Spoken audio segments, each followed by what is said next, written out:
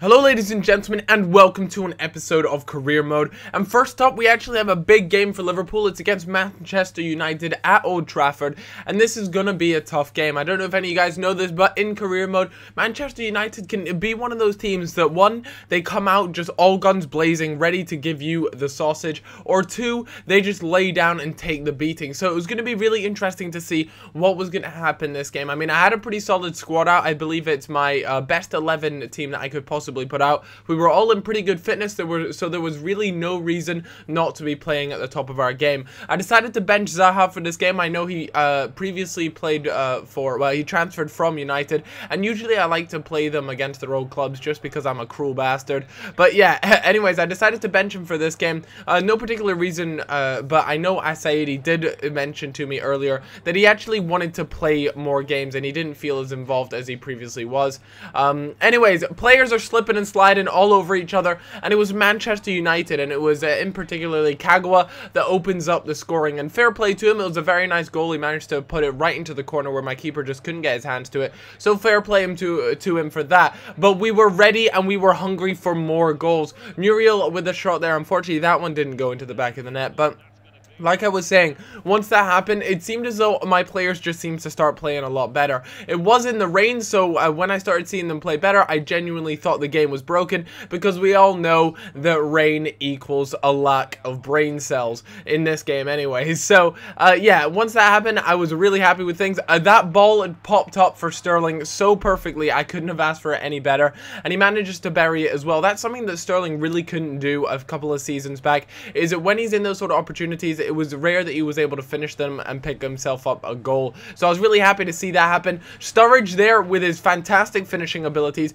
manages to kind of bend it round and put it underneath De Gea, and that was just a really nice finish, and he very much deserved that. You know, he'd been playing well, and that's one of the things I like about Sturridge most in this game, is the fact he makes some cracking runs. Not to mention his immense pace means that he is just giving people that absolute sausage left, right, and center.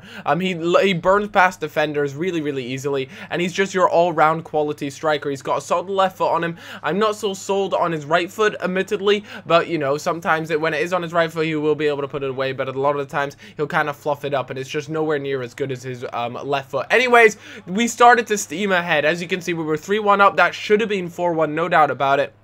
And the team was just playing really well. I have Alberto Massi playing at the moment. I believe I have Agar, who's out injured, or yeah, I believe he's out injured, or it's Ogbonna, one of those two anyways. I know that unfortunately I wasn't able to play my two main center backs, but Muriel just danced around the defense. And where are your center backs, Manchester United? Muriel obviously makes him pay for that, making it 4-1, and this was just looking really bad for United.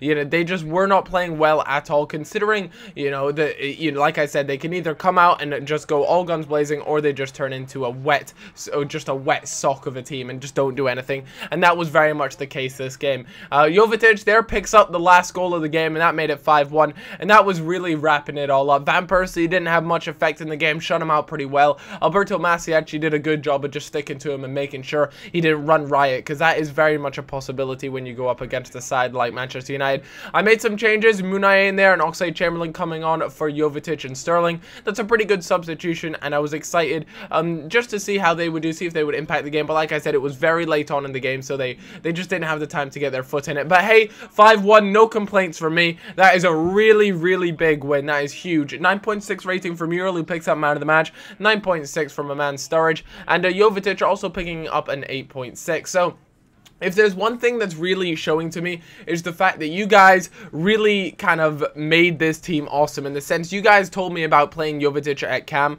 I listened to you guys, and it has really paid off. You can just tell from the ratings we're getting in-game that the attacking three are just unreal. They are so good, and it's really what's allowing me to win these big games. Anyways, I had, I want to say it's an FA Cup game. Anyways, it's one of the domestic cups, and Sturridge there gets past his defender really nicely early on in the game, and closes close your eyes, because no one enjoys looking at a sweaty tramp goal like that.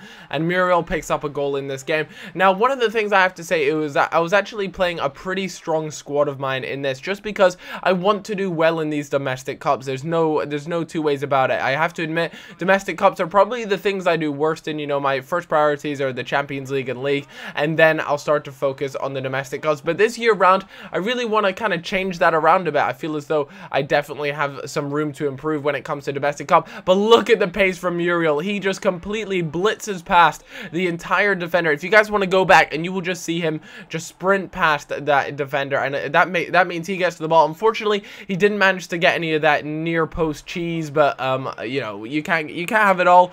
Unfortunately, though, a penalty comes out, and it was Agger who made the tackle, and I personally don't feel as though that was a red card whatsoever. You might argue that, yeah, it may have been a penalty, but even then, it just all seemed a little bit sloppy. And then Agger got it. I dived the right way and right into the bottom, well, our bottom left, but his bottom right, and it just wasn't meant to be. You know, it was a fantastic penalty. It bounced in off the inside of the post to go in and make it 2-1. So from then, I was actually a little bit nervous, and to make my nerves even worse, Muriel was injured. This was my nightmare. I did not want him to get injured. I hovered over him, and it was actually a sprained knee. So fortunately, it isn't any sort of ligament. Usually when you see the word ligament, you should shit bricks, because it means he's out for 3 months, even like 6 months, things like that. So it can get pretty disastrous. Fortunately, it was only a sprained knee, so that'll be probably around 4 weeks, around that month time period that he won't be able to play. But fortunately, I'll be able to move Jovetic up to a striker position and play Munaye in there as a center attacking mid, and that's what I absolutely love about this squad. Unlucky there not to be able to make the tackle from Massey, but he did a really good effort to try and get to it, and he certainly forced the shot, and but paid off because they didn't manage to get an equalizer out of it. And once that happened, I needed to make some changes, guys. I needed to make some serious changes because we were getting battered, and I could see from the team the players were, it just wasn't working out. So I decided to bring on Coates, and literally as soon as I brought him on, he got injured. I'm talking like, I don't even think he got a touch of the ball. It was disastrous. So instantly, Coates, who had just come on about 1 minute ago, has now had to come off with an injury again, a sprained ankle it is. So we got a sprained knee and a sprained ankle. I'm just saying, I'm going to be having words with my physio, and because they are just getting injured throughout this entire game. And it kind of made me feel as though maybe it wasn't the right decision to play all my big players in this domestic cup. They're really, you know, it means quite a bit to me, but I definitely think I could have done it without, you know, the top players that I have in the team. But anyways, we won 2-1, and that's what matters. And Ter Stegen deservedly with man of the match. I know it wasn't a clean sheet, but still he made some crucial saves, and it was important we beat that team, and we managed to progress on. Like I said, 4 weeks injuries for both of those players, Coates and Muriel. But that'll do it for today's episode, guys. Hope you did all enjoy. If you did, then leaving a comment is very much appreciated. Hope you guys have all had a cracking day. I'm going to go have some Iron Brew, and I might just add, guys, in England, Iron Brew is actually surprisingly hard to get your hands on. I'm not entirely sure why, but up in Scotland, that is like the #1 thing that you drink. But down here, obviously, it's just not the same. Anyways, guys, hope you all have a cracking day. I'll see you in a bit. Bye-bye.